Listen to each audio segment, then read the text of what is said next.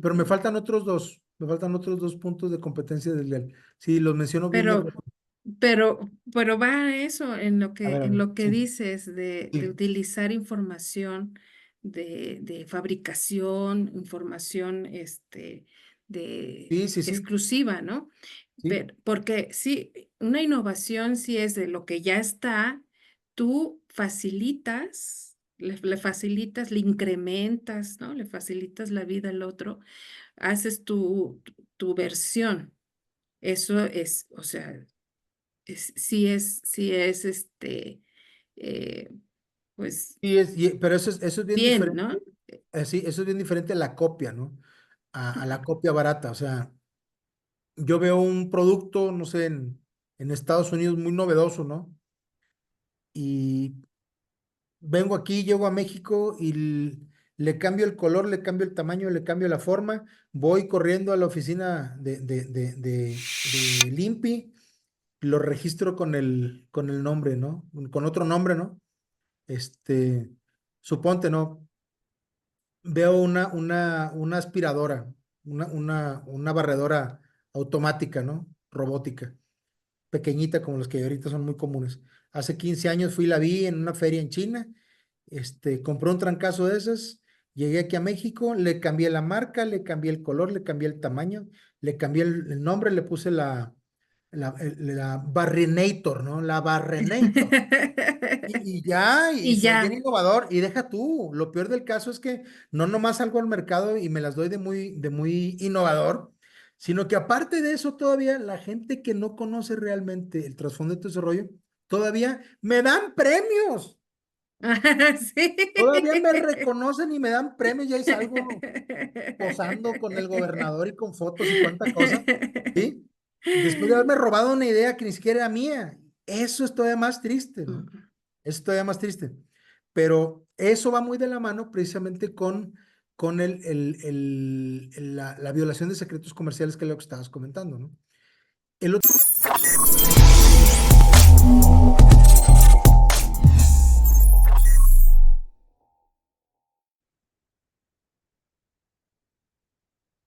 Hola, ¿qué tal, amigos? Pues en el segundo episodio de Transformando Ideas, hoy tocaremos un tema muy importante, competencia desleal. ¿Qué tal, Martín? ¿Cómo te encuentras el día de hoy? muy bien, afortunadamente, trabajando duro y muy enfocados con este tema bien interesante porque creo que hay mucha tela de dónde cortar, ¿no? Hay mucha tela de dónde cortar. Y bueno, vayamos desarrollando o iremos desarrollando poco a poco este tema de competencia desleal, ¿no? Oye, Para en las empezar. capacitaciones Mm, eh, ha surgido una pregunta, o que les has hecho una pregunta, ¿no? ¿Quién es tu competencia? A mí me gustaría empezar desde esa perspectiva. Y la respuesta de muchos es el que yo no compito con nadie, compito conmigo mismo. Y la otra parte que tienen una conciencia global, que hoy en día pues trabajamos con gente extranjera, con gente fuera de nuestro estado y de toda la República, ¿no? Entonces, desde ahí me gustaría empezar, ¿no? El que me compartas tu experiencia al respecto. ¿Es verdad o también hay en todo esto la realidad de las prácticas al respecto? a ver, me hiciste como tres preguntas en una sola, déjame lo voy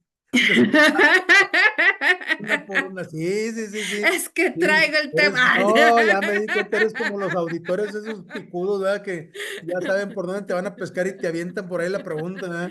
No, mira, partamos desde un principio. Primero definamos la parte de lo que es competencia, ¿no?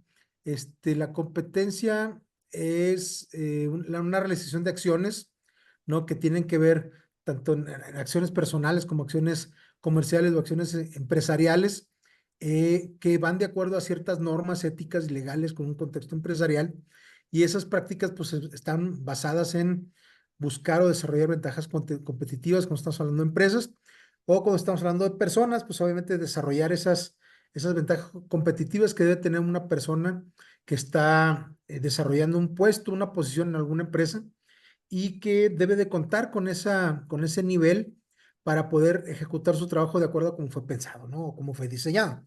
Entonces, partamos desde ese principio, que es una competencia, ¿no? Ahora, cuando hablamos desde mi punto de vista, cuando hablamos de las competencias personales o las competencias profesionales, si bien es cierto lo que comentas en el tema o en el aspecto que estamos compitiendo ya a nivel global, a veces caemos en un pecado grande, por llamarle de alguna manera un pecado, ¿no? Caemos en una práctica de autopercepción inflada, por llamarle de alguna manera, en la cual cuando tú le dices a la gente, a ver, vamos, y me ha pasado, varias ocasiones nos ha pasado en varias empresas como damos soporte y cuando estamos desarrollando los sistemas de evaluación de desempeño, te acordarás en varias de las empresas en las que hemos trabajado. Sí. Entonces, uno de los ejercicios que hacemos es que, bueno, primero se definen cuáles son los objetivos y cuáles son las competencias y habilidades que debe tener la gente, competencias y habilidades personales e interpersonales, ¿no? Entonces, supongamos, una de las competencias que debe tener la gente es, no sé, trabajo en equipo, ¿no? Entonces, uno de los ejercicios que hacemos normalmente es que le decimos a la gente, mira, aquí está el formato para que tú hagas tu autoevaluación de competencias. Y luego después el jefe hace también la evaluación de las competencias de sus colegas que le reportan a él. Y luego después se juntan o se deben de juntar para hacer ese diálogo, ¿no? Ese diálogo de retroalimentación entre cómo te percibes tú en cuanto a tu dominio de tus competencias y cómo te percibe, en este caso, tu jefe, tu supervisor, ¿no? Y nos hemos encontrado varios casos muy interesantes en los cuales la gente tiene una percepción muy diferente, una autopercepción muy diferente a la que tiene su jefe y ahí es cuando empiezan los choques fuertes, ¿no? Porque los ves y dices tú, oye, qué bárbaros aquí, la más chimuela, más carrieles y la más pelona se hace trenzas y la más once es alambrista, o sea, qué brutos, todos dicen que están top, haz de cuenta que no hay más allá, todos son súper excelentes, ¿verdad? Y muchas veces la gente cae en ese error de que tienen una autoconcepción que está sesgada porque tal vez nunca han tenido la oportunidad de tener una retroalimentación objetiva, seria, en la cual se dice, mira, esto es como tú te ves, pero esto es como yo te veo. Entonces vamos a buscar realmente un punto medio para que entendamos en dónde estamos, ¿no? Eso es en cuanto a las competencias personales. Ahora, cuando ya hablamos en la parte empresarial, que ahí es donde creo que tenemos o me gustaría ir enfocando este tema. Este, hay competencia leal cuando estamos hablando de competir entre empresas y hay competencia desleal, ¿no? Entonces, si ya dimos una definición de qué es la competencia leal, pues ahora la definición de la competencia desleal, pues pudiéramos decir que se refiere pues a la realización de esas acciones comerciales o empresariales que ya comentamos, pero de manera injusta, deshonesta, engañosa y que contradice las normas éticas y legales en el contexto empresarial, ¿no? Y esas prácticas por lo regular buscan obtener ventajas de forma indebida, perjudicando a otras empresas o a consumidores. Entonces, en pocas palabras, la competencia desleal se produce cuando hay prácticas ilícitas o que afectan al funcionamiento ordinario, normal de lo que es el mercado, ¿no? Porque, y un poquito más adelante voy a ahondar un poquito más acerca de cuáles pueden ser esos ejemplos, ¿no? De competencia desleal, ¿no? Sí, lo podemos abordar desde la empresa, desde conocer tu mercado y conocer lo que está haciendo tu competencia, pero también de parte profesional, ¿no? Cómo competimos también como profesionistas y cómo podemos también incurrir en una competencia desleal. Entonces, dices, hay prácticas que no están dentro de pues, códigos de ética empresarial. tú has vivido o qué ejemplos nos podrías poner en ese sentido? Mira, a mí me gustaría más, como te decía ahorita, hablar o enfocarlo más en la parte empresarial a nivel general, pero por supuesto que también podemos hablar y tocar el tema a nivel personal, ¿no? Y pues sí, hay muchas prácticas desleales, ¿no? Hay prácticas desleales que se ven, que se viven, ¿sí? Eh, y que afecta mucho a la gente, ¿no? La parte de falsedad de información, la parte de presentar, por ejemplo, eh, información que no está completamente bien analizada, el manejarse a través, y creo que lo platicábamos en el podcast anterior, ¿no? Hablando de, de liderazgo del terror, ¿no? Manejarse con chismes, este, el que se junten dos o tres personas por ahí para hacerle la vida imposible a otra persona nomás porque no les cae bien. Hemos visto también casos en algunas ocasiones en los cuales hay celos profesionales que rebasan más allá de la parte profesional y gente que es muy inmadura y que no entiende que estos son negocios y esto es nada más una cuestión puramente de trabajo, ¿no? Y Así es. sobrepasas el límite y Ujú. lo toman como si fueran cuestiones personales, ¿no? Y lo veíamos la vez pasada un ejemplo de una empresa, no voy a decir nombres, pero es ahí en el norte del país, una empresa que nos tocó trabajar con ellos, que tuvieron una discusión ahí entre dos supervisores en su turno, dos supervisores de dos áreas diferentes, tuvieron una discusión muy fuerte. Y lamentablemente al salir del turno, pues los muchachos estaban todavía, los supervisores, pues todavía estaban enardecidos, ¿no? Todavía traían el coraje bastante presente ahí y lamentablemente pues terminaron haciéndose de golpes y más bien dándose de golpes. Y uno de ellos pues desafortunadamente terminó en el hospital con heridas muy graves, ¿no? Entonces eso, imagínate nada más cómo le pega al ambiente laboral, cómo le pega a los compañeros que estuvieron ahí. Y también lo que ves, o sea, y vemos todos los días en redes sociales, que cuando se presentan ese tipo de cosas, la gente en vez de entrar a detener el pleito, a parar las cosas, pues lo único que hacen es estar filmando, ¿no? Creyendo que con eso van a ganar muchos likes o adeptos o veto a saber qué. Y eso, pues la verdad de las cosas es de que no abona, o sea, nada, simple y sencillamente perjudica nada más al ambiente laboral, ¿no? Algo que también es muy común, desafortunadamente, en empresas que están en en esa etapa yo le llamo etapa de discernimiento, ¿no? En crear una cultura laboral fuerte,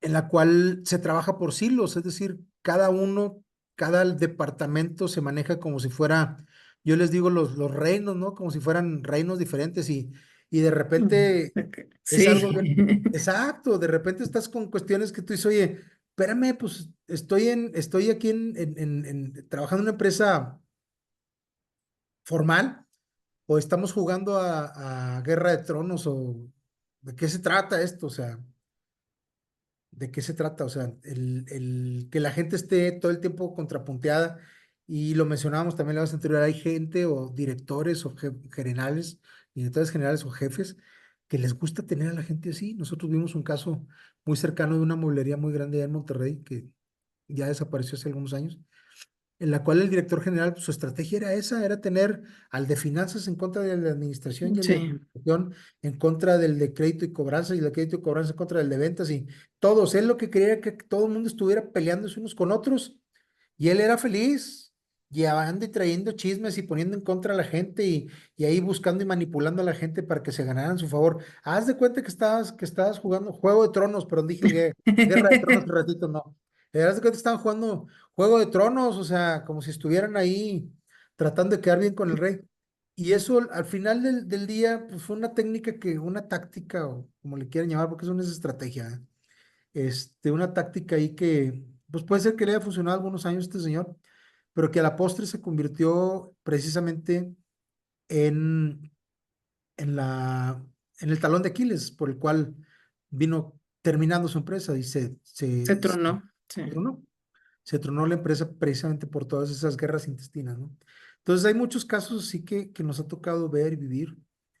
Muchas veces también la parte de el estar pirateándote o estarte robando ideas de todos sus colegas. ¿Cómo me cae gordo eso?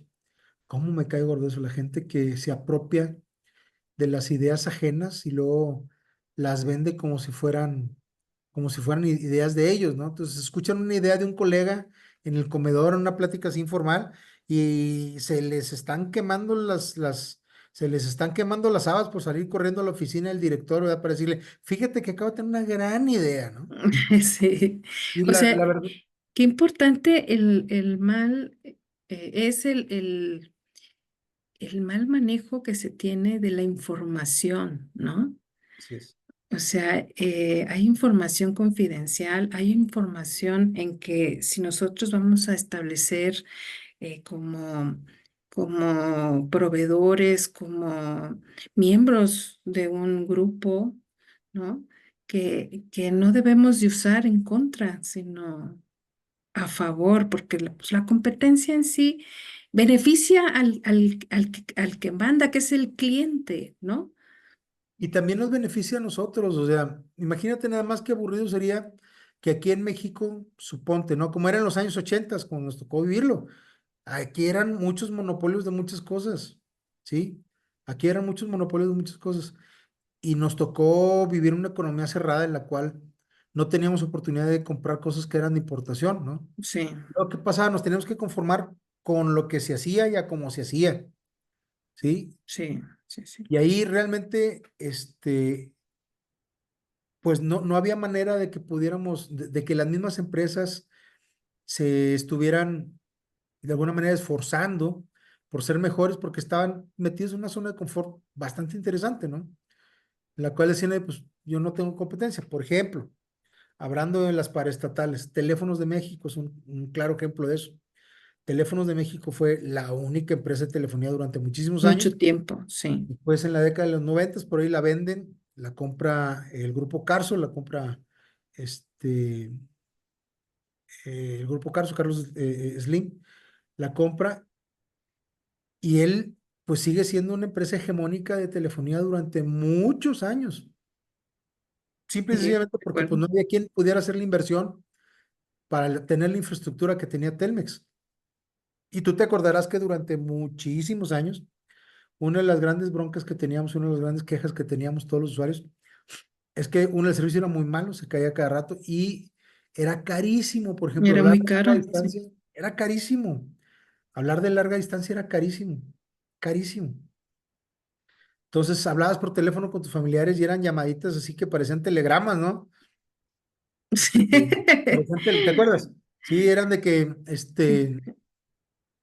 José Luis, tu perro se subió a la azotea, peligro. Y ya, ¿y eso qué significa, verdad? ¿No? Entonces, parecían telegramas, ¿no? Es un chiste que Sí. después les contaremos en otro podcast. Yo recuerdo haber pagado, tú estabas fuera de México Sí, y yo necesitaba hablarte y me acuerdo que tardamos un minuto. Era una larga distancia internacional y pagué 50 pesos por un minuto. por un minuto, que fue en el 98. 98, 99, sí, sí, Mm. 98. Sí, 98. Entonces, imagínate, y ante eso, pues, ¿qué hacías? No tenías alternativa, ¿no?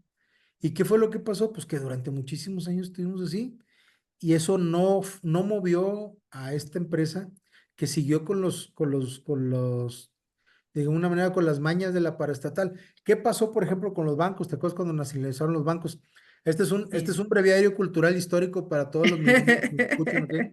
Y para A todos mí me los, tocó los entrar centennials, ¿no? cuando mi primer trabajo fue un banco, cuando apenas los estaban privatizando y esa transición del cambio, o sea, de tener prestaciones, de tener una forma de trabajo muy distinta a al sector privado, o sea, sí, totalmente. Tú te acordarás que había muchos bancos que antes de la privatización, de la estatización, porque primero eran privados, luego después los compró el Estado, se estatizaron, ¿no? Entonces, imagínate eso, el gobierno de México era dueño de todos los bancos. Ujú. Y cuando eso pasó, pues, ¿qué pasó? Lejos de que los bancos que ya eran propiedad privada contagiaran a los trabajadores públicos de esa disciplina de trabajo, fue todo lo contrario. O sea, los bancos se contagiaron de esa manera de trabajar de la burocracia vieja, ¿no? De la vieja guardia de la burocracia. Y era desesperante llegar al banco que tuvieran ahí sentado 3 horas y se iban, o sea, comían entraban a las 9 y a las 9:30, hacían una pausa para desayunar, ¿no? Y era un caos, entonces había muchas malas prácticas sí que se tenían, pero el que sufría era el cliente, ¿no? Que después cuando se vuelven a privatizar, hubo un mochadero de cabezas horrible en la industria bancaria, en el sector financiero en ese entonces, porque hubo mucha gente que se quería quedar con esas prácticas de cómo hacer las cosas cuando eran empresas estatales, ¿no? Cuando eran empresas del Estado. Entonces eso cambió muchísimo las cosas. Y volviendo al punto, a lo que decía es que eso permitió nuevamente que los bancos, por ejemplo, buscaran algo que los distinguiera, algo que los hiciera diferentes a los demás, ¿no? Y luego de repente salió un banco que abría también los sábados, ¿no? ¿Te acuerdas? Banco Vital, ya no existe, ¿verdad? Ya no existe. Banco Vital, ¿sí? Abrimos también los sábados y todo el mundo, ¿cómo los bancos abren los sábados? Y ese fue el primero que puso como que el desorden, ¿no? Para que los bancos tuvieran que abrir y todos los otros Ah, enojados, ¿no? ¿cómo le vamos a hacer? Ahora, ¿cómo le vamos Sí, a hacer? Pues así le vas a tener que hacer y vas a tener que abrir los sábados, ¿no? Entonces hubo muchas cosas que se estuvieron dando, cosas muy interesantes, que eso fue moviendo a que el servicio fuera mucho mejor. Entonces, a lo que voy con esta reflexión es que cuando estamos nosotros en un ambiente en el cual, en una dinámica en la cual tienes que estar, tienes que tener un diferenciador para poderte distinguir de tu competencia, y si todos están buscando un diferenciador, al final del día, quien sale más beneficiado con todo eso, no solamente es el cliente, sino también aquella empresa que le entra al reto y busca mejorar, porque la competencia te hace mejor a ti también. Tener una competencia fuerte te hace que tú también tengas que ser fuerte, ¿verdad?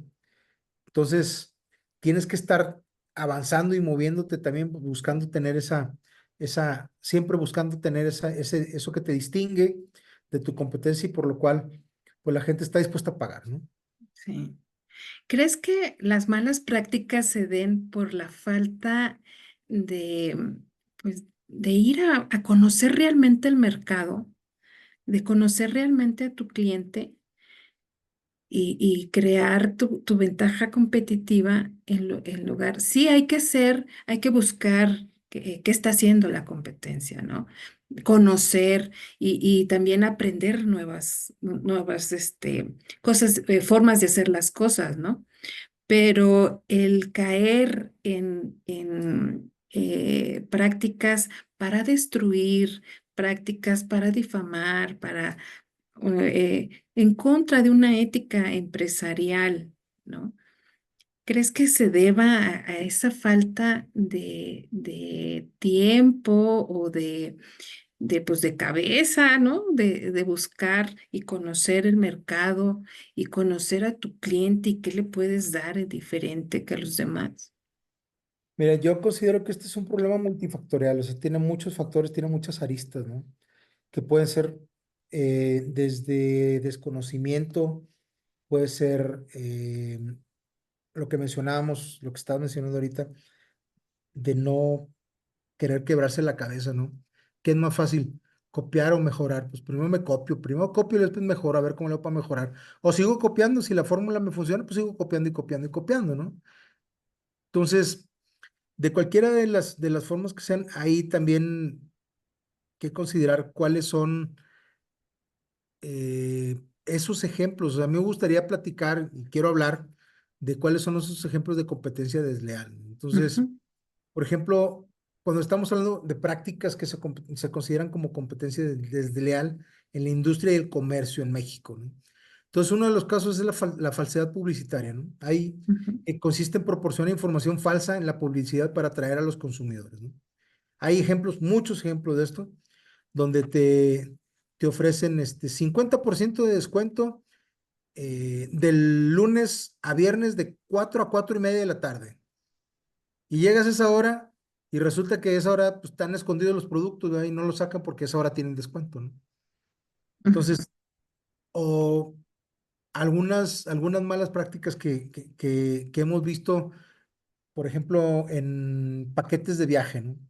Que es común, es muy común que te ofrezcan una cobertura de un servicio que incluye, por ejemplo, un tour hacia las pirámides de Teotihuacán, que le incluye traslado en camioneta de lujo con aire acondicionado, entrada a las pirámides, un guía en Un su guía. idioma, ¿no?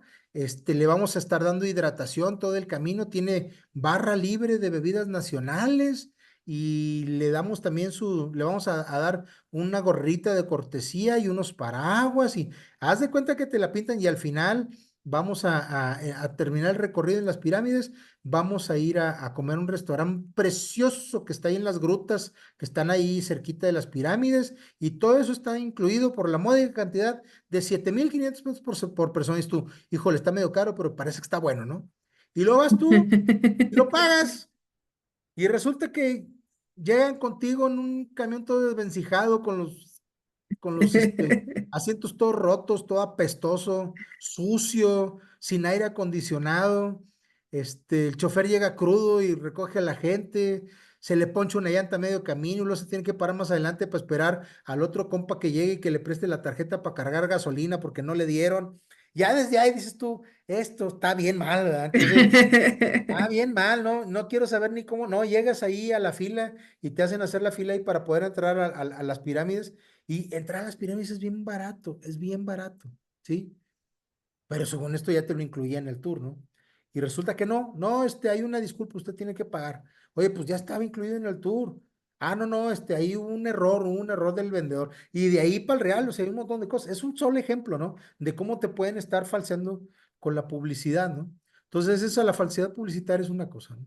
Otro tema, imitación de productos o marcas, que es copiar fraudulentamente productos, marcas, diseños, servicios, aprovechándose de la reputación de la competencia, ¿no?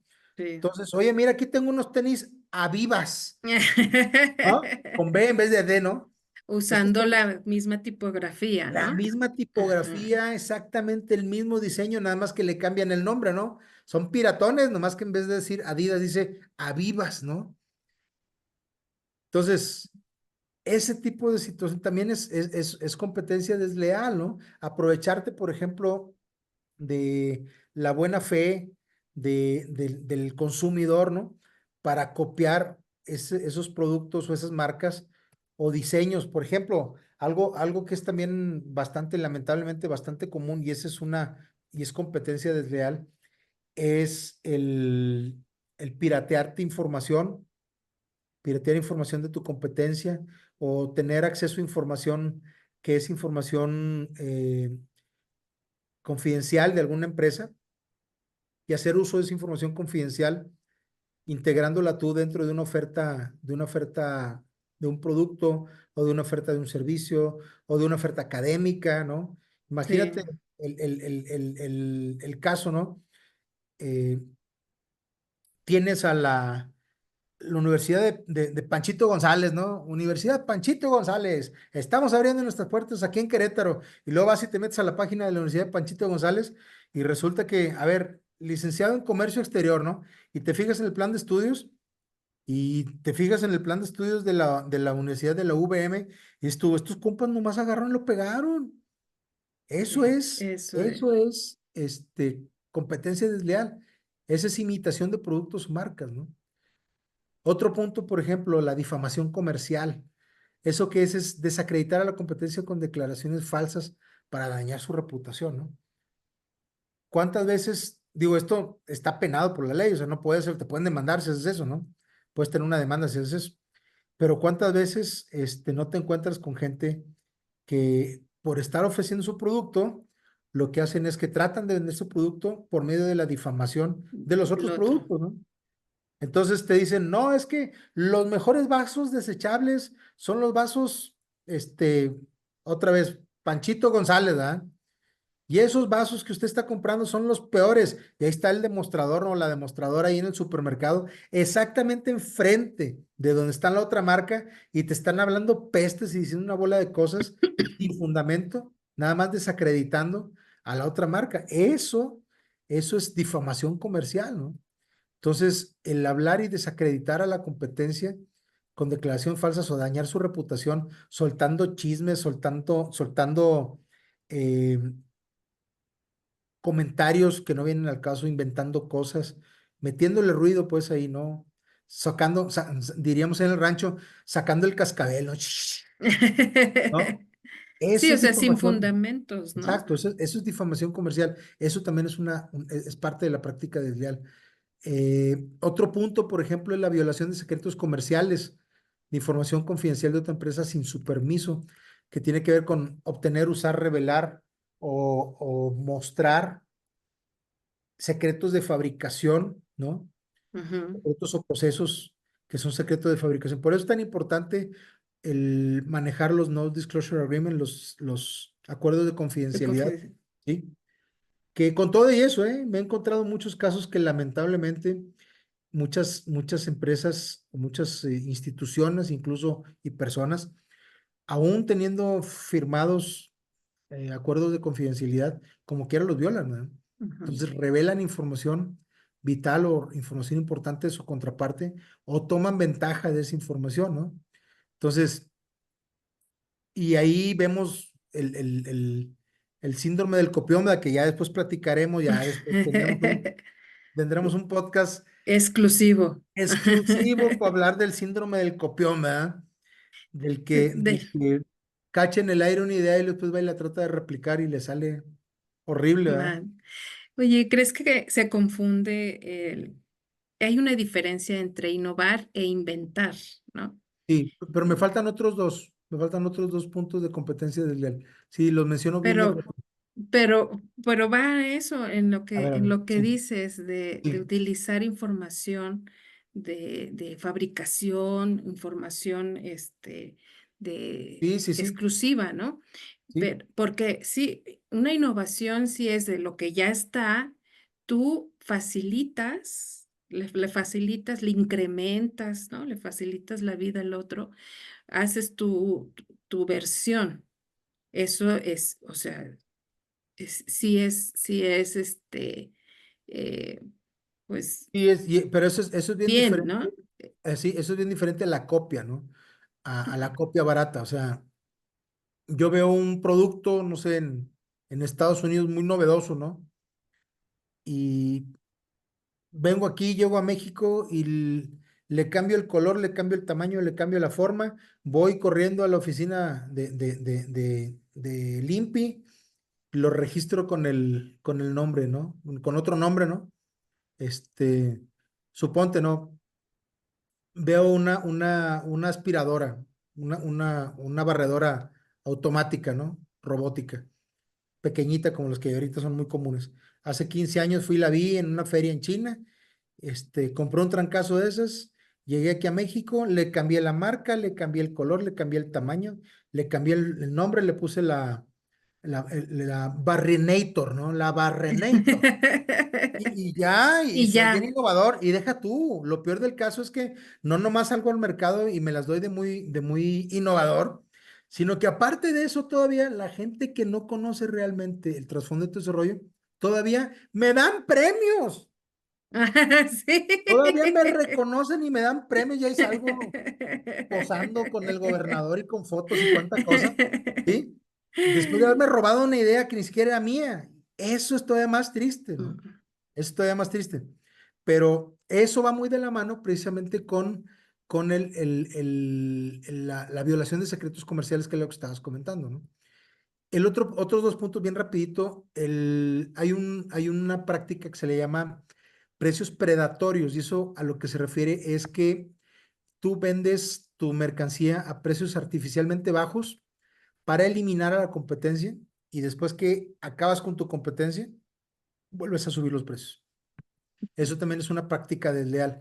Eso nos ha pasado muchas veces y estoy seguro que algunos de los colegas que nos están viendo aquí por este podcast, les ha pasado que haces, por ejemplo, un concurso, ¿no?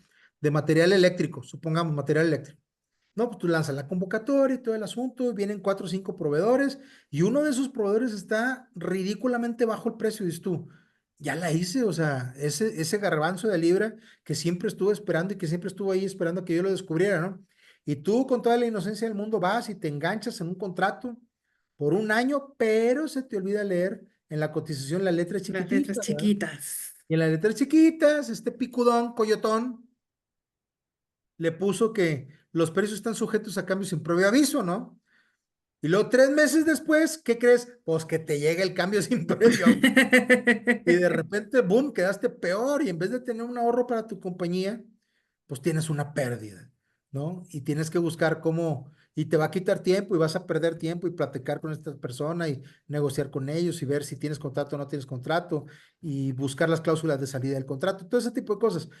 Algunas veces me cuentan que allá en Nueva Zelanda pasó por ahí 1 o 2 veces, En ha Singapur. pasado, en Singapur ha pasado también un par de ocasiones, aquí casi nunca se da eso, casi nunca se ve, porque todo el mundo pone mucha atención a ese tipo de cosas. Entonces, esa mala práctica se le llama precios predatorios y el otro son las prácticas comerciales engañosas, que esto es realizar acciones que pueden inducir al error en los consumidores, como el etiquetado engañoso o la presentación de información falsa.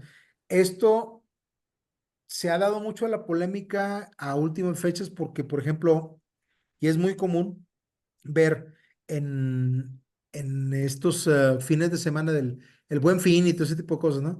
Que de repente llegan y, una persona se llevó 40 televisiones de Walmart, de Chimalhuacán, no sé qué, porque Mal.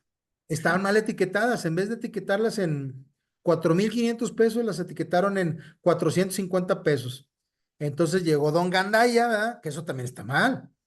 Llegó Don Gandaya y dijo, es que tú las etiquetaste a ese precio y me las voy a llevar todas. Pues sí es un error, sí es un error. Y eso sería práctica comercial engañosa, ¿no? Etiquetarle un precio y luego pues querer vender a otro. Cuando fue un error, pues ni modo, o sea, ahí esa es la bronca, que la ley te ampara, porque tú, si no respetas eso, tú estás cayendo en esta práctica que se llama, esta práctica comercial engañosa, ¿no? Y todo esto tiene una regulación en México. Esa regulación está a través de la ley de competencia económica. Eh, y esa ley en el artículo 52 establece la prohibición, por ejemplo, la prohibición de monopolios, prácticas monopólicas, concentraciones ilícitas y, y todo lo que tenga como efecto el disminuir, dañar, impedir o condicionar la compra de manera libre, sin competencia, en la producción, procesamiento, distribución o comercialización de bienes y servicios, ¿no? Entonces, no lo estoy diciendo de memoria, no soy tan fregón, lo estoy leyendo. No crean que que me la sé de memoria, no, no. Ahí está, búsquenlo, por favor, el artículo 52 de la Ley de Competencia Económica. Ahora, ¿qué va a pasar con la COFESE? Ese organismo va a desaparecer. Sí, con la COFESE, a veces no nos pelan. Ahora sin la COFESE, pues menos. Y ese va a ser uno de los efectos que va a tener estos cambios que estamos viviendo hoy día. Ya me han dicho varias veces, ya me han regañado varias veces en varias prácticas que he tenido, en varios podcasts que he participado, porque dicen, oye, ¿tú por qué todo lo aterrizas al terreno político? No, no tengo no estoy aterrizando al terreno político. Lo que pasa es que las modificaciones que se están haciendo en nuestras leyes o en los organismos que están desapareciendo, ¿sí? Nos van a llevar a que si de por sí teníamos problemas de regulación y de operación, pues ahora va a ser mucho más lento. Ujú. Entonces, las disputas que se deben de ventilar en los tribunales cuando hay alguna empresa que está siendo difamada comercialmente o está siendo violados sus secretos comerciales o está siendo víctima de precios predatorios o de falsedad publicitaria. Nosotros mismos como consumidores que tengamos este tipo de cosas, pues nos va a quedar todavía la Profeco y ojalá que no la quiten, ¿verdad? Ojalá que para cuando salga este podcast todavía tengamos la Profeco. Todavía exista. Todavía existe la Profeco, así es. Pero el tema es ese, que esas prácticas están muy, digamos, a la orden del día y siempre hay gente que está buscando de alguna manera eh, hacer este tipo de cosas, ¿no? El tratarse de aprovechar de los demás, ¿no? Y esto pasa muy seguido en muchas industrias, ¿no? De ahí es que, por ejemplo, cuando estamos hablando de importación de mercancías, Ujú. cuando se está hablando de importación de mercancías, hace poco se incluyeron una serie de requisitos adicionales en las normas oficiales mexicanas para que los productos que están importando de otros países, específicamente de China, que ya casi todo es hecho en China, ¿verdad? Esta taza que tengo de Brasil, casi te puedo decir que es hecha en China, pero no, sí me consta que la hicieron en Brasil. Ahí se la compramos a un artesano ahí en Río de Janeiro, esta sí es brasileña. Este, pero Esta a lo llegamos mejor a... sí es China. Esa sí es China, muy bien. Esa sí es China. Entonces, el punto aquí es que se dieron de alta varias regulaciones para asegurar que las cosas que se están comprando cumplan con la calidad que deben de cumplir, ¿ok? Entonces, las normas oficiales mexicanas nos sirven para poder dar ese cumplimiento a muchas de las cuestiones de calidad con las cuales deben de cumplir los aparatos electrodomésticos, la ropa, los zapatos, muchas cosas, ¿no? Y lastimosamente, como dicen no, infelizmente, Felizmente. infelizmente, infelizmente, como dicen los brasileños, infelizmente, eh, con todo y ese tipo de regulaciones, esa competencia desleal también la tenemos desde el extranjero, con los productos que nosotros importamos para el mercado nacional. Y cuando vamos a llegar nosotros a otros mercados con nuestros productos, también obviamente pues hay que enfrentarnos y hay que conocer a qué mercado estás llegando. Mucha gente piensa que exportar es maravilloso y la cosa más sencilla del mundo. Y Ah, tiene su chiste. todo tiene su chiste. Hasta las enchiladas bien hechas tienen su chiste, ¿verdad? Decía mi abuelita que en paz descanse. No, no, no, nomás es agarrarles, meterlas en aceite y dorarlas. No, tiene su chiste, ¿verdad? Tiene su chiste hacerlas bien, ¿verdad? Pero sí, ahorita que tocabas de los productos chinos, ¿cómo sí ha dañado varios mercados aquí en nuestro país? Aunque haya regulaciones, como que faltan, ¿no? Porque, por Es- ejemplo, el mundo del calzado se ha visto muy afectado, el textil también, ¿no? Acá un tema primordial que tenemos que poner sobre la mesa cuando hablamos de eso es la competitividad. ¿Qué es y la productividad? O sea, ¿qué significa la palabra productividad? Bueno, pues hay muchas excepciones. Una que pudiéramos poner sobre la mesa tal vez es hacer más con menos. Eso es ser productivo, ¿no? Ujú, Hacer más con menos, buscar rendir más, ¿no? Poder producir más unidades en cada turno que hacemos con la misma cantidad de materia prima, con la misma cantidad de gente, con la misma cantidad de horas, ¿no? Eso es ser más productivo. Es una máquina que me puede dar 100 piezas por hora, me está dando 100 piezas por hora, 105 a veces, ¿sí? Con la misma cantidad de materia prima, porque no estoy desperdiciando materia prima, no tengo desperdicios, ¿ok? No ujú, tengo scrap o merma, como le dicen, no tengo paros de línea, no tengo problemas de calidad y tengo la disponibilidad del equipo al 100%. Entonces estoy sacándole su máximo provecho al recurso que tengo, al recurso, llámese materia prima, mano de obra o bien de capital, que en este caso pues es la máquina, ¿no? ujú. Entonces, eso es a lo que estamos llamados a la hora que hablamos de ser más productivos, de la productividad. Ahora, cuando hablamos de temas de competitividad, ahí lo que tenemos que analizar es cuáles son las competencias, perdón, no las competencias, cuáles son las condiciones, perdón, las condiciones que tenemos nosotros para producir en el país, si las comparamos con las condiciones que hay en el mismo mercado, para hacerlo comparativo, pero en otros países. Entonces, hablemos del costo de los energéticos, por ejemplo. Ujú. A pesar de, otra vez, no es, discúlpenme, no quiero hablar de temas, esto no es hablar de temas políticos, estoy hablando de temas económicos, ¿sí? Temas económicos, macroeconómicos. Entonces, el costo de la energía en México es mayor que el costo de la energía en otros países. Y esto, al ser una empresa, supongamos que tienes una empresa de transformación, en la cual en tus procesos demandan mucha energía para transformar el material o la materia prima que tú estás consumiendo en el producto semiterminado o producto terminado final, se convierte en un componente importante. Normalmente, más o menos, así una regla de dedo más o menos, a nivel internacional, el costo del costo total de tu producto, aproximadamente entre el 60 y el 65% es el costo de la materia prima. Ujú. Por lo tanto, el otro 40 o 35% se divide entre el overhead o los gastos indirectos de fabricación, De la acuerdo, mano de obra. sí. Sí, sí, La sí. mano de obra y ahí también va el markup o la utilidad, ¿no? De la compañía.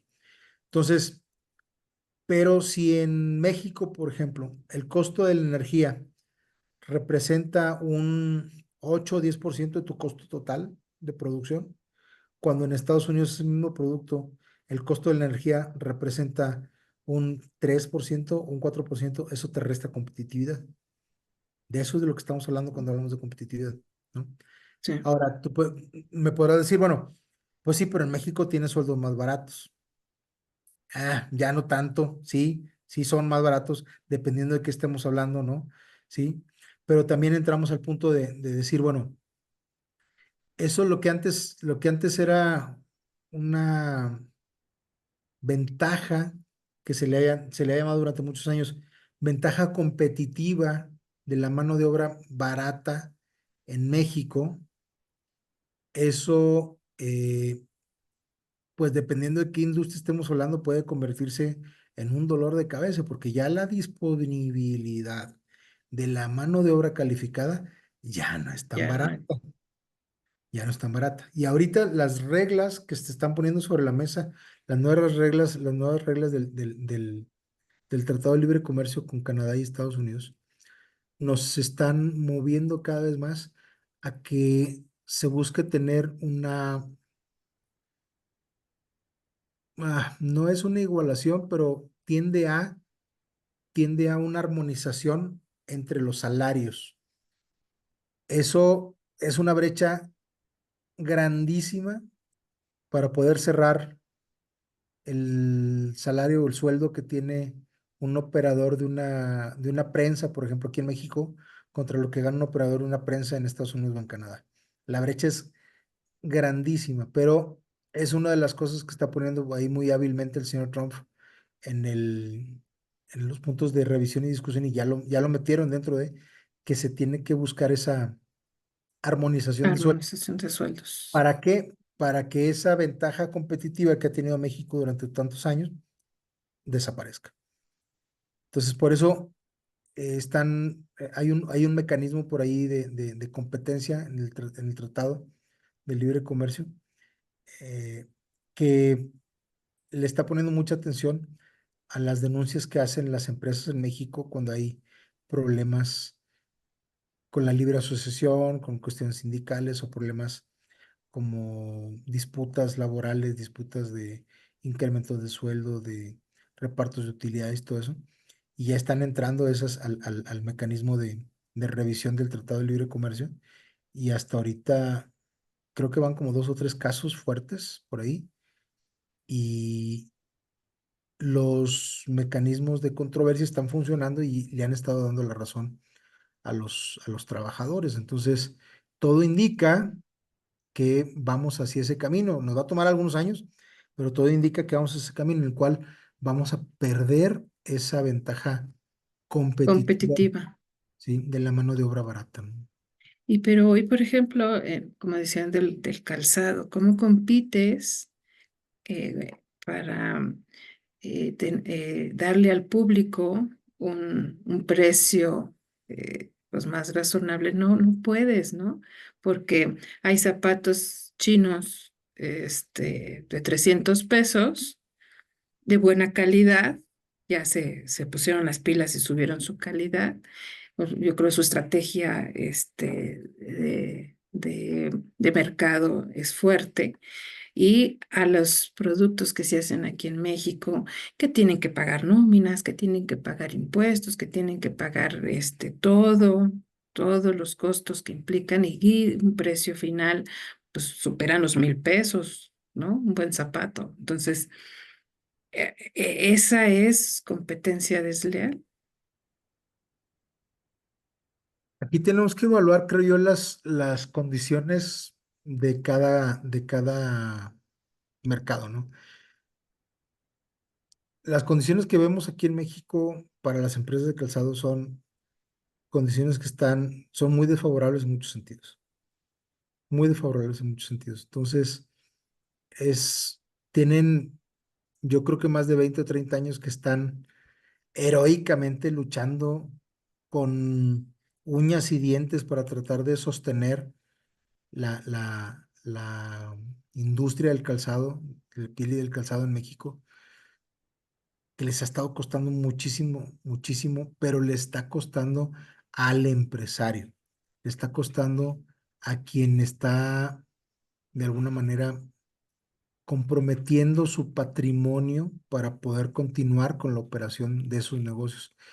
Y eso es un gran diferenciador porque las, si lo analizas en China y en otros países, sobre todo hablando de este fenómeno de China, de los precios en China, el apoyo que tiene el gobierno chino para las empresas manufactureras de ropa y calzado, tienen una cantidad impresionante de subsidios y de un montón de cosas. Y también algo que también he mencionado en algunos otros foros es que el nombre del juego se llama volumen. Entonces, obviamente vas a conseguir mejores precios si compras 350,000 toneladas al año de piel que si compras 350 toneladas de piel, ¿verdad? Ujú. Entonces, esa concentración de volumen les da a ellos una ventaja muy fuerte en la parte de precios, muy, muy fuerte en muchos sentidos, aparte de todos los apoyos que tienen o que pueden llegar a tener de parte de su gobierno. Acordémonos que China es una cuestión bien interesante porque es un país como que tiene una forma de gobierno socialista en su forma de gobierno, pero su forma de ejecución en la parte económica es Ujú. súper Sí, capitalista. Entonces, pero es un capitalismo de Estado. Eso es la diferencia. Es un capitalismo de Estado. Entonces, sí hay mucha gente, muchos millonarios en China también, hay mucha gente que son empresarios que se han hecho archimillonarios, ¿no? Megamillonarios como el dueño de Alibaba. Eh, pero estas personas obviamente son de esas empresas unicornio que encontraron un nicho de cómo hacerlo, pero evidentemente tienen el acceso a energía barata, a recursos baratos eh, y a otro tipo de situaciones que en México pues, estamos privados. Simplemente, ¿qué fue lo que pasó durante la pandemia en el 2020, 2021, 2022? Todos, todos los países, prácticamente todos los países a nivel mundial, le dieron subsidios o le dieron es- exenciones de impuestos o le dieron apoyos directos a las empresas que estaban operando para que no despidieran a su gente. El caso de sí, Alemania, por ejemplo, que tuvimos muy cercano, el caso de Estados Unidos, eh, el gobierno alemán te pagaba el 50% de la nómina. Y no para era que de no cierre, Y sí. no eran préstamos, ¿eh? No era préstamo, no era que te lo presto y después me lo pagas, no. Era yo te lo voy a pagar a fondo perdido, yo te lo voy a pagar, yo le voy a pagar el 50% del salario de tu gente para que sigamos operando, porque estamos en una situación crítica. En México, ¿sabes cuántos apoyos tuvimos de parte del gobierno federal? Pues solo uno de 25,000 pesos que te daban, ¿no? Pero tenías que pagarlos. Ujú. O sea, apoyos de ese tipo no tuvimos, era No, pura simulación. No hubo un apoyo. En no. algunos estados, contaditos los casos, como por ejemplo el estado de Querétaro, sí hubo ciertos apoyos como el que tú estás diciendo, pero ese no era un apoyo federal, ese era un apoyo que el gobierno del estado gestionó y buscó cómo darle el apoyo al microempresario, ¿verdad? Pero nos quedamos totalmente descobijados. Entonces, ese tipo de cosas te dan una idea muy clara de qué tan competitivo eres. En el tema de competitividad estamos sabiendo de cuáles son las condiciones que se están poniendo sobre la mesa para que puedas tú tener una misma base para que puedas tú salir al mercado internacional y realmente darte un quien vive con las otras marcas. Ese es un gran problema en México porque calidad hay mucha. Hay muchos productos que hacemos que son de muy buena calidad, pero son caros. Hablemos del Uy. caso de los vinos. Digo, ya sé que después de dar después de dar de hacer este comentario, me van a prohibir la entrada a todos los viñedos de Querétaro, ¿verdad? Este, pero hay un grave problema. Si tú comparas, y es algo que no lo he dicho yo, es algo que yo he escuchado de muchos Muchas veces. muchas veces de españoles, de argentinos, de italianos, de gente extranjera, que dice, ¿cómo puede ser posible que un vino de calidad, sorry por decirlo, pero así es, de una calidad mediana o mediocre, cueste mucho más que un muy buen vino europeo? ¿Por Pero qué? es el entorno, las condiciones, La gente lo paga, lo que también las lo que a la gente empresas le cuesta, exacto, tienen lo que que a la pagar gente le cuesta. impuestos, permisos, ¿no? Lo que a la gente le cueste poder llevar hasta tu mesa una botella de vino, aquí en México es también porque son volúmenes muy chiquititos de producción en algunas ocasiones, pues obviamente es mucho más caro, puede llegar a ser mucho más caro que lo que cuesta en bodegas más grandes, aquí mismo en México, o en el extranjero, donde los costos pueden ser mucho menores. Believe it or not, pero así es. Entonces es un poco contradictorio, ¿no? Porque muchas veces México está dentro de lo que se considera en el mundial como uno de los low cost countries, así se les llama, países de bajo costo, ¿no? Ujú. Es una manera medio, este, disfrazadona, ¿no? Para llamarnos países de tercer mundo, ¿no? Ahora, como ya está mal visto decirnos países de tercer mundo, son No, low cost countries, ¿no? Entonces, por eso les hace mucho ruido a algunas personas que vienen de países de primer mundo y allá una botella de un buen vino te cuesta, por ejemplo, no sé, 20 euros y aquí una botella de un vino con la misma calidad más o menos no te cuesta 20 euros, te cuesta 35 euros.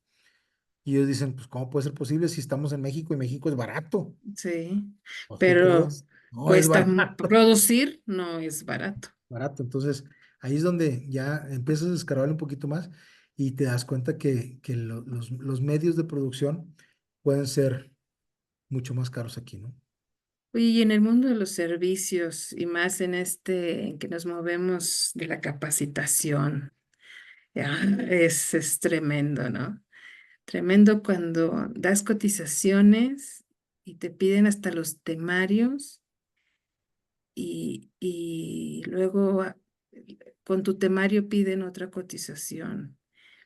Yo creo ahí el que no se valore, si tú pones un temario no es porque te lo copiaste, bueno, al menos no es nuestra práctica, sino es la experiencia y partiendo de un objetivo de las competencias que queremos desarrollar. Entonces, esa mala práctica de andar, pues copiando temarios, ¿no?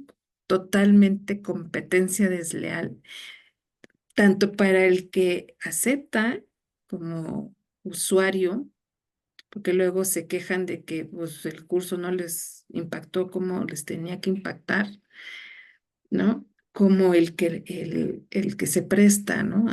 Es que A ellos mismos lo realizar esto. propician, ¿estás de acuerdo? Ellos mismos lo propician a la hora de estar haciendo ese tipo de prácticas. Y muchas veces no te lo dicen, pero a ver, tienen a su proveedor de confianza. Vamos a dejarlo en esos términos, ¿no? Tienen a su proveedor de confianza, ¿no? Y luego le dicen, oye, es que fíjate que necesito un curso de, no sé, los efectos de los rayos gamma sobre las caléndulas, ¿no? Ah, sí, por supuesto. Sí, sí, yo te lo doy, déjame te lo cotizo. Y la verdad es que no lo tienen. Entonces, y como es, y tratan de buscar, y ahorita es bien fácil, lamentablemente, meterse ahí a internet y decir, a ver, curso del efecto de los rayos gamma sobre las caléndulas. Y sacan cualquier cosa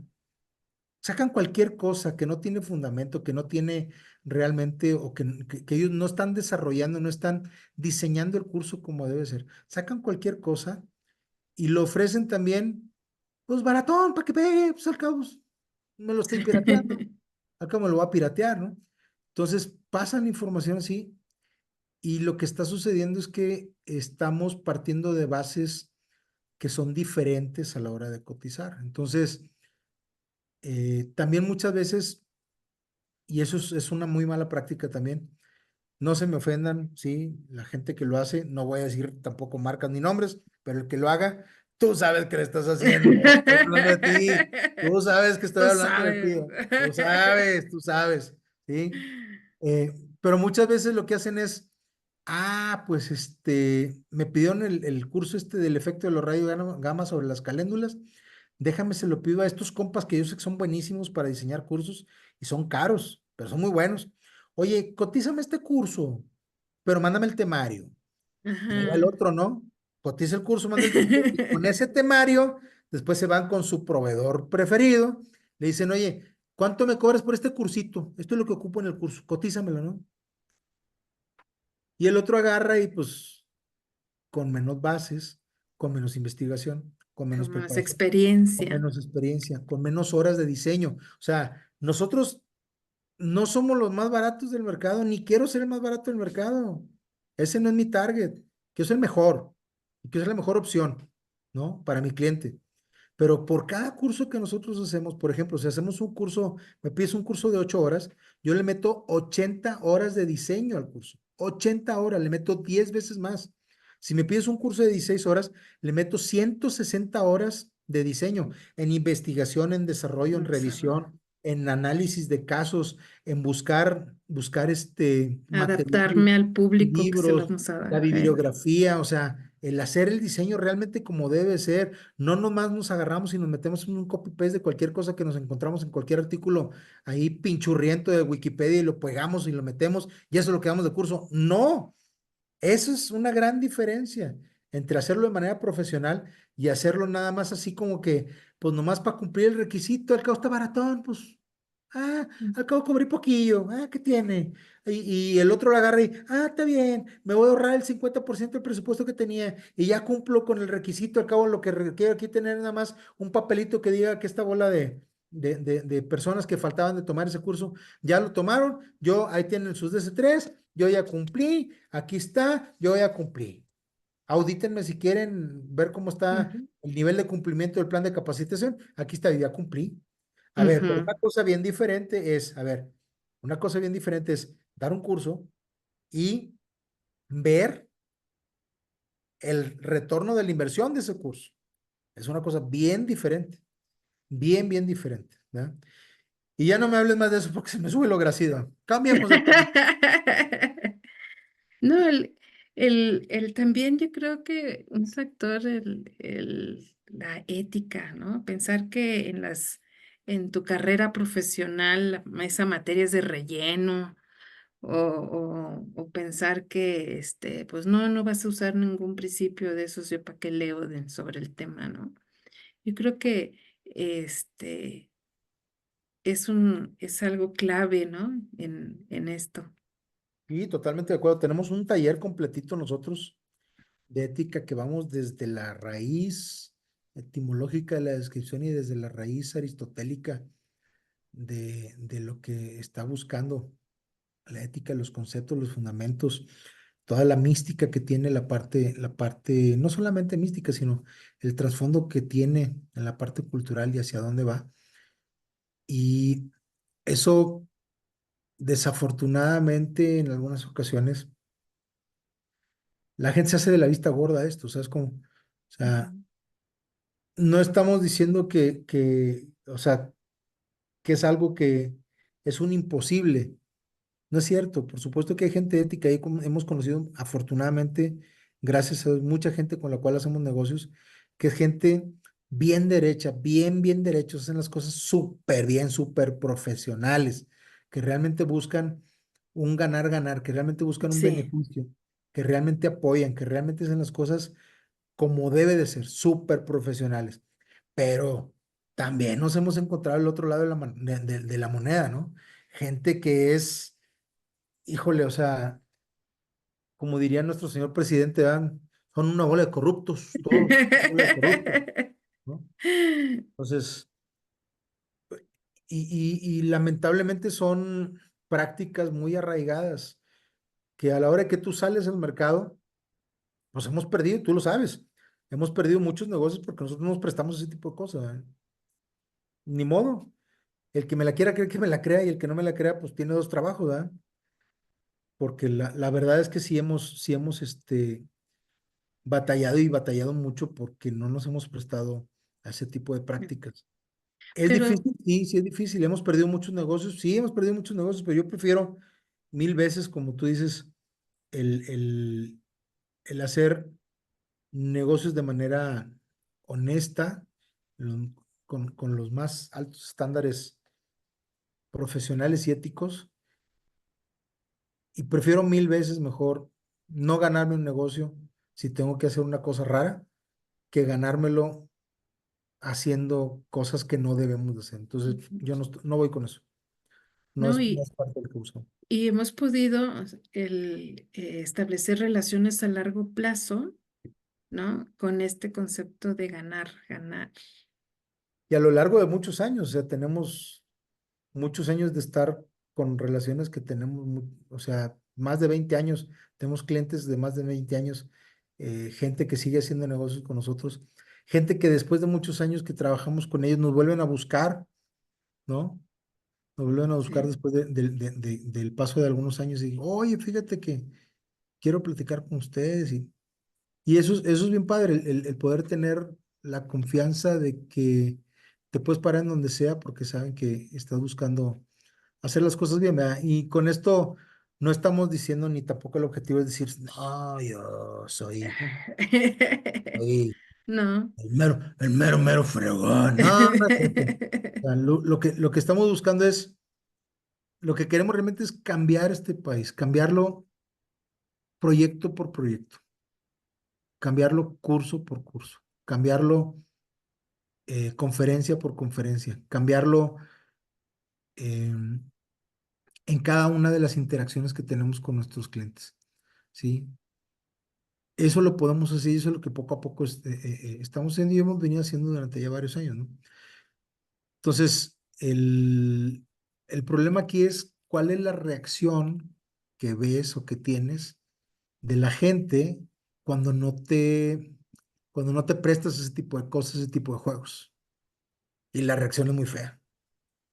La reacción es muy fea porque a la gente que se maneja en ese ambiente, cuando tú no te prestas a hacer ese tipo de cosas, empiezan, pero haz de cuenta que El se abrieron crack. las puertas del infierno, ¿no? No, No, hombre, pues se te van como que con todo encima, ¿verdad? se ha normalizado, se ve normal, ¿no? O sea, ese es el punto, que Pero pues, todo el mundo lo hace, todo el mundo lo hace. fíjate que algo que observo que es un diferenciador importante entre las nuevas generaciones y las generaciones de nosotros, por ejemplo, es que, y eso sí me gusta de los millennials y de los centennials, que tienen mucho más conciencia social en ese sentido, Sí, son mucho más conscientes en ese sentido y no se prestan a ese tipo de cosas. No les gusta caer en ese tipo de cosas y son como que muy leales a sus convicciones lo cual eso está muy padre. Y digo, mi esperanza es que esas prácticas poco a poco se vayan erradicando con el paso de los años, ¿no? Y yo creo que esa toma de conciencia de tanto de los, digo, los chavos de las nuevas generaciones, generación Z, Millennials, Centennials, todos ellos, que ellos vayan cambiando ese tipo de cosas, ¿no? Y nos ha Antes, tocado estar con los chicos, ¿no? En las capacitaciones. A mí me llamó la atención un chavo que en un curso de negociación decíamos eso, ¿no? El buscar un ganar-ganar, ese era mm, el punto, ¿no? De ese módulo. Y él decía que cómo se le había abierto otro panorama porque a él le habían dicho que era estar arriba del otro, siempre ganar no tú. ganar, ganar. Ajá. Y te topas con eso en todos lados. Hay muchas empresas, muchos empresarios y muchas personas que son como el asadón, nomás para mí, nomás para mí. No son como el rastrillo, ves que el rastrillo tiene como que está abierto, ¿no? Entonces, algo es para mí, pero algo te dejo para ti, ¿verdad? Algo es para mí y algo te dejo a ti. Entonces, ganas tú y gano yo. No, acá son como el asadón, decía mi abuelo, todo lo quieres nomás para ti. Entonces, esas prácticas desleales, eso también es una práctica desleal.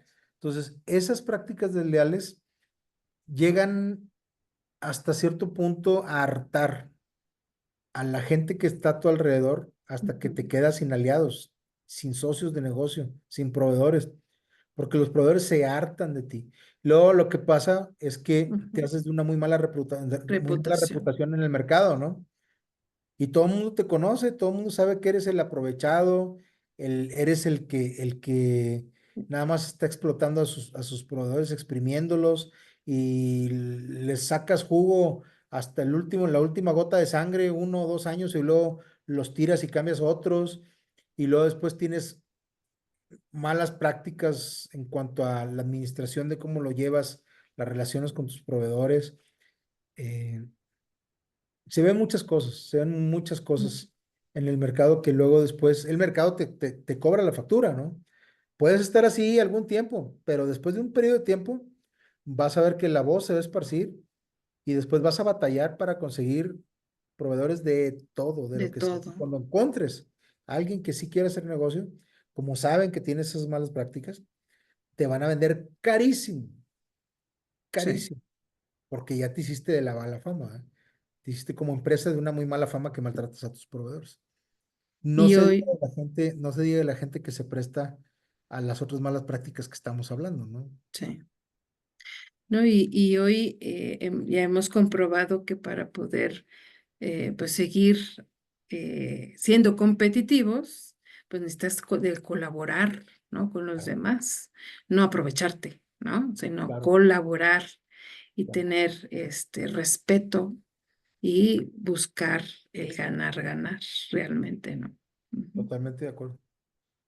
Pero eso es algo que a veces podemos entender, o sea, nos pueden abrir los ojos en alguna plática, en algún curso, leyendo algún libro, o cuando estamos en alguna interacción con alguien que ya ha pasado por esas situaciones y te dice, mira, no te vayas por ese camino porque te va a dejar al final del camino, vas a acabar sin guaraches y con los pies todos raspados, amoretados y cortados, ¿verdad? Porque las piedras están feas. Y hay quienes cambian su manera de ser, pero hay quienes están casados con eso y Ujú. eso les ha funcionado y van a seguir haciéndolo toda la vida, toda la vida. Entonces aquí lo importante es identificar cuando te topas con ese tipo de personas o empresas. Y si no comulgan o no comulgas tú con ese tipo de esa forma de hacer negocios, pues simplemente no hagamos negocios y ya, Y ya, y ¿no? no pasa nada, Y ¿no? no pasa nada. Y no por eso vamos a dejar de vernos o de hablarnos o te encuentro, ¿qué onda? ¿Qué tal? ¿Cómo estás? O sea, negocios, negocios. Y hay que Ujú. ser profesionales, ¿verdad? Hay que ser profesionales. Si no, imagínate nada más, o sea, si de cada persona que no ha querido hacer un negocio contigo o que no te ha dado una oferta, vas a poner, como Pablo Escobar, vas a agarrar tu libretita negra y los vas a anotar. Ah, pues olvídate, ya tuvieras como 6 libretas llenas, ¿no? Sí, sí, sí. No tiene Oye, sentido.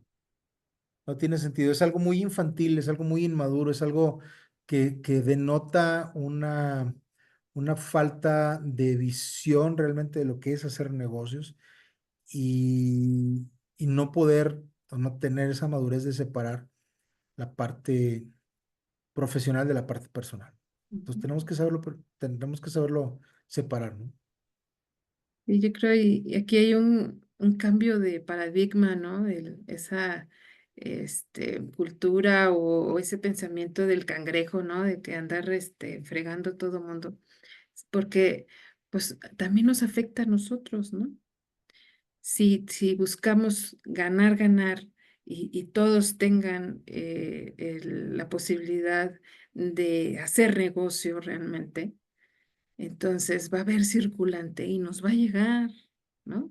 Ese O es el sea, tema, nos va a llegar, que vamos a muchas veces mover no la lo... economía, ¿no? Exacto, exacto. Y ese tipo de cosas a veces no las vemos, ¿no? A veces no las vemos o no las queremos ver porque no tenemos como que la conciencia de que estamos todos interconectados, somos interdependientes, ¿no?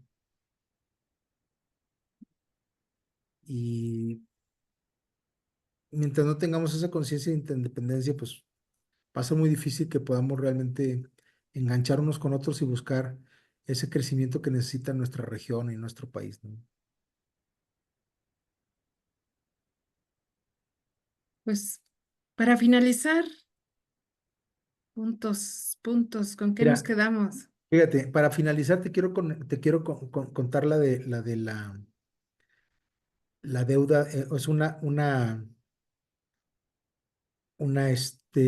fábula, una pequeña fábula que se llama la deuda del molinero. No sé si ya la has escuchado. No, a ver, platícamela. Dice, fíjate, en agosto en una pequeña ciudad cae una lluvia torrencial y hace varios días que la ciudad parece totalmente desierta. Hace tiempo que la crisis viene azotando este lugar. Todos tienen deudas y viven a base de créditos. Por fortuna llega un millonario forrado de dinero y entra en el único pequeño hotel del lugar, pide una habitación, pone un billete de $100 en la mesa de la recepcionista y se va a ver las habitaciones. El jefe del hotel agarra el billete y sale corriendo a pagar sus deudas con el carnicero. El carnicero toma el billete y sale corriendo a pagar su deuda con el criador de cerdos. El criador de cerdos, al momento sale corriendo para pagarle lo que le debe al molino, que es el proveedor de alimentos para los animales. El dueño del molino toma los mismos $100, ¿eh? Estamos hablando de los mismos $100. Agarra el billete de $100 y Sí, corre a liquidar su deuda con el pequeño hotel donde habitualmente compra los desperdicios de los alimentos y que por falta de pago del creador de cerdos todavía no había podido pagar. Y le entrega el billete, ¿a quién crees? Pues al dueño del hotel.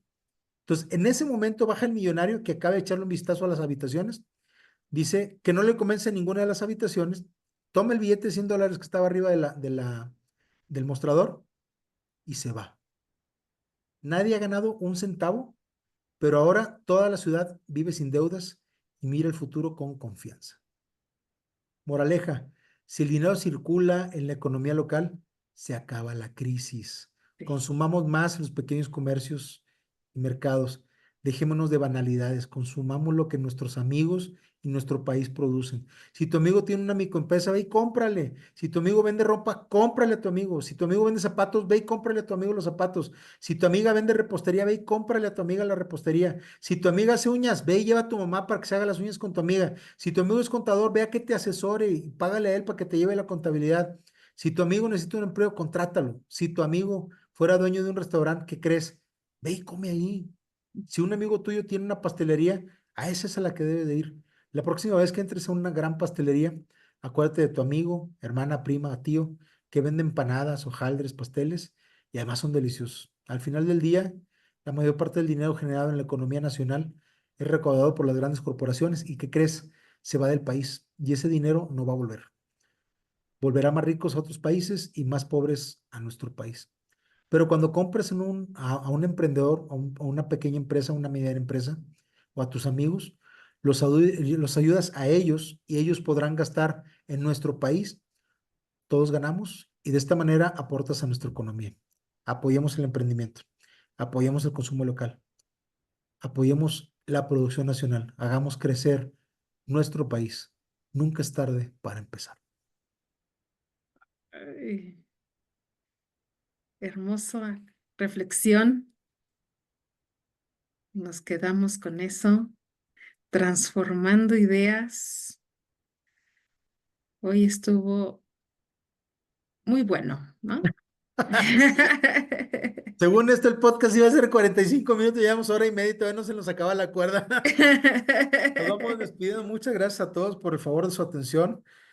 Nos vemos en el próximo capítulo de Transformando Ideas. Estuvimos con ustedes Erika Gracida. y Martín Gracida. Síguenos en redes sociales, dale click y comparte. Adiós.